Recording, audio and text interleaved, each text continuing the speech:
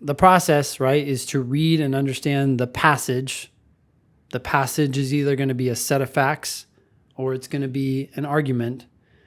If it's a set of facts, then you're just trying to figure out what must be true on the basis of those facts. If it's an argument, then you need to recognize that it is an argument. You need to figure out what the conclusion is, and then you need to decide whether that conclusion is proven by the evidence.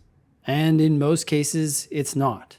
And when it's not proven, you need to figure out why. And if you do those things, whether for a set of facts or for an argument, then you will be ready for the vast, vast majority of questions, if not all of them.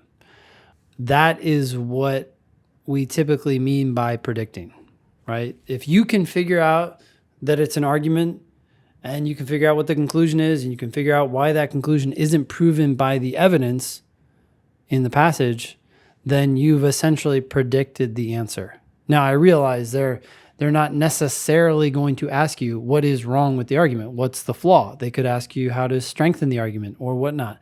But to be able to strengthen an argument, you need to know what's wrong with it, right? So that's why identifying what's wrong with the argument is a great way to at least start predicting answers to these questions before you even get to the answers themselves.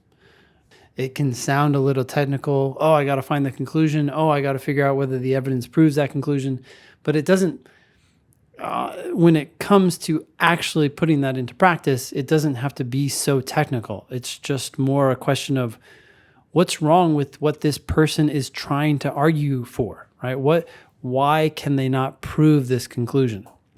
Or why have they failed to prove this conclusion?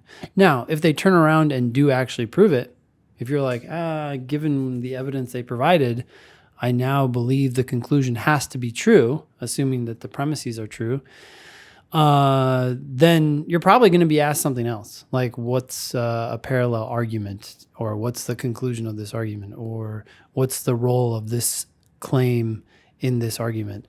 In other words, it's not going to be one of these questions that asks you to strengthen the argument or weaken the argument or identify a necessary assumption or a sufficient assumption or a flaw or anything like that. But that too is part of the prediction process. Sometimes I read an argument and I'm like, wow, that's actually valid. It's not very common, but it happens. And so if it's a valid argument, well, then I would anticipate the test to now ask me something other than how do I strengthen this argument? And when the test does, then I know I'm on the right path. But if the test then says, hey, how do you strengthen this argument? I'd be like, whoa, there must be something I missed. And I then have to go back to the argument and figure out what's wrong with it. You can't strengthen a valid argument because the premises already are sufficient to prove the conclusion.